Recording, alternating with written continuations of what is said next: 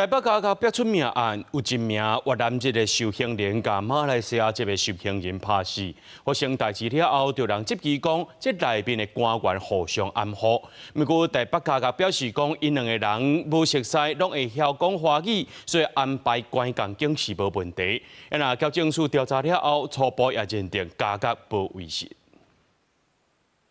为安德勤讲入来列到墨西哥查甫人伫台湾制度卫生。那你那个 Telegram 打开我看。由马来西亚查甫人来台做早期车手，外国人伫台湾犯刑案，经过判刑定案，照常爱关。不过台北高校压出外国受刑人命案。因为毒品案件入监服刑的马来西亚籍受刑人被同舍房的越南籍狱友徒手殴打致死，但两人的同房时间其实还不到24小时。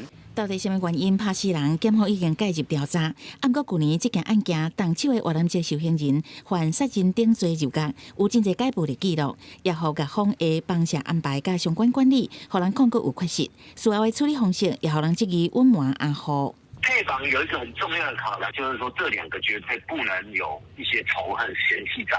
他们两个不认识且都会中文，沟通不会有问题。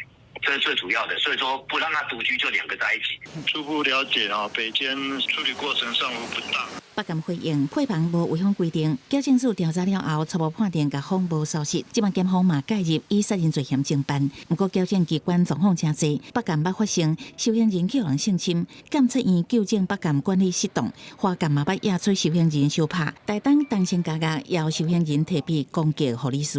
你如果能够先解决超收的问题，你就不会有我刚刚讲的一些便宜措施发生。我不用把所有外国人都塞在一起。监狱里面本身没有一个所谓我们讲通译或翻译的职位，那他在管理上面他会需要这些受刑人，等于说大家自立自强。民间提出建议，各方伫配房的规划爱更加注意，更加爱降低介护比，才会当更加紧掌握突发状况。